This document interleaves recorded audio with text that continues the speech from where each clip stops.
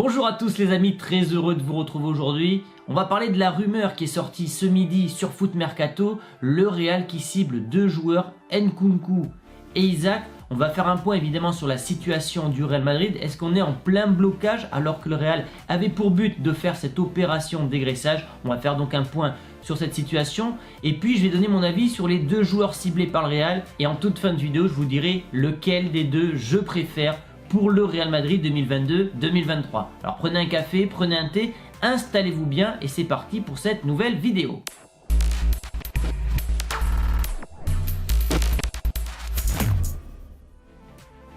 Pour tout connaître de l'actualité et surtout du mercato du Real Madrid et ce gratuitement, je t'invite à télécharger OneFootball qui est l'application numéro 1 sur toute l'actualité du ballon rond et encore plus concernant le Real Madrid puisque OneFootball est partenaire du Real Madrid, donc tu auras les meilleures informations possibles sur ce club. Je te mets le lien dans la description. Alors la situation est-elle en train de changer? L'opération de dégraissage a commencé. On a tout d'abord eu le départ des trois légendes, Isco, Gareth Bale et donc Marcelo. Jovic a été cédé gratuitement à la Fiorentina.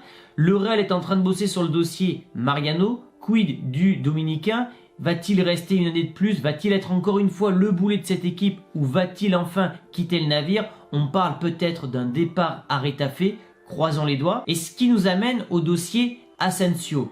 L'Espagnol, voyant que l'équipe s'allège petit à petit, il se dit qu'il aura peut-être plus de temps de jeu que l'an passé et ce dernier est en train de bloquer, de paralyser entre guillemets le mercato du Real. Le Real veut se débarrasser de l'Espagnol cet été car ce dernier est en fin de contrat l'été prochain et le Real ne veut évidemment pas le céder gratuitement. C'est contre la politique du club. Tu as déjà perdu assez de joueurs cette année librement. Tu ne peux pas te permettre cette politique chaque saison. Donc le Real est ferme sur la situation. Soit Asensio prolonge, comme ça tu t'assures sa présence et tu peux le vendre dans 1 ou 2 années. Soit ce dernier est vendu cet été. Alors j'avais fait une vidéo sur l'Espagnol. Plusieurs pistes avaient été évoquées, Newcastle, le Milan, Arsenal, etc. Et Asensio voudrait s'inspirer du dossier Mbappé, c'est-à-dire faire un petit point à la fin de saison prochaine en fonction du temps de jeu qu'il a eu, des propositions qu'il reçoit et pourquoi pas prolonger comme l'a fait Mbappé au dernier moment. Mais ce qu'il faut comprendre en fait avec ce joueur Asensio, c'est que c'est lui le nœud du problème du mercato actuel du Real Madrid. C'est-à-dire que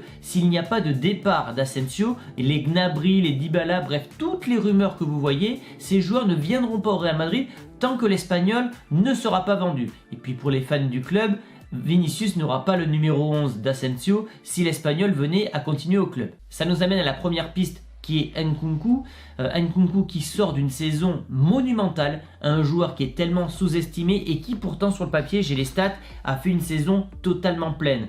52 matchs, 35 buts, 20 passes décisives.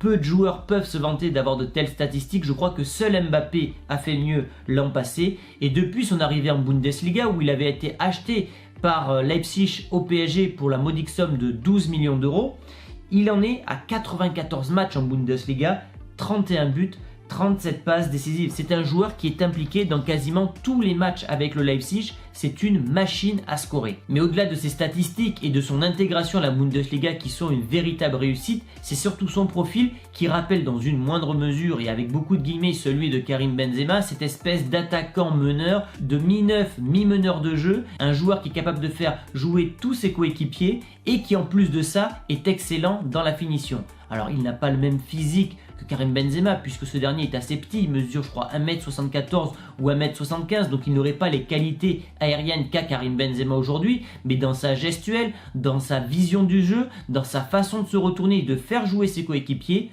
oui, Nkunku peut nous rappeler d'une certaine manière Karim Benzema. Alors sa situation a changé puisqu'il a prolongé cet été jusqu'en 2026 avec une clause libératoire qui sera active dès 2023, une clause de 60 millions d'euros. Donc difficile d'imaginer Leipzig vendre cet été Nkunku ou alors pour une somme qui serait supérieure à 100 millions d'euros, ce qui ne rentre pas dans le budget du Real Madrid et ça c'est un véritable inconvénient. C'est-à-dire le prix Nkunku cet été, ça serait au minimum 80 à 110 millions d'euros. Est-ce que le Real, pour acheter une doublure à Benzema, doit mettre autant d'argent? Pour moi, la réponse est non. Car oui, Nkunku est un joueur axial, comme je disais, il est capable de jouer numéro 10, numéro 9, faux numéro 9. Ce n'est pas un joueur qui est capable de jouer sur les côtés là où il y a un véritable manque du côté du Real Madrid, donc il serait inévitablement le remplaçant de Benzema. Après, est-ce que ce dernier ne pourrait pas le former jusqu'à son départ en 2024? Ça peut être évidemment une solution. Par contre, dans les points positifs, évidemment c'est un Français et quand on voit toute la colonie française qu'il est au Real Madrid, tu te dis que son intégration serait plus que facile. Quand tu regardes son profil, sa technique et surtout sa réussite en Bundesliga, là pareil, tu te dis que c'est un joueur qui va évidemment exploser en Liga. Et puis surtout, c'est quand même un profil qui est totalement en évolution, en progression ces dernières années. Donc le Real Madrid, s'il venait évidemment à s'offrir les services d'Nkunku, achèterait un joueur en pleine possession de ses moyens et un joueur qui est en pleine progression pour les années à venir. Mais je me répète, le gros point noir reste le tarif du joueur. On parle de 80 à 100 millions d'euros, ce qui est pour moi excessif quand on parle d'une doublure de Karim Benzema. Et le deuxième nom évoqué par la presse, c'est Alexander Isak, le jeune Suédois de 22 ans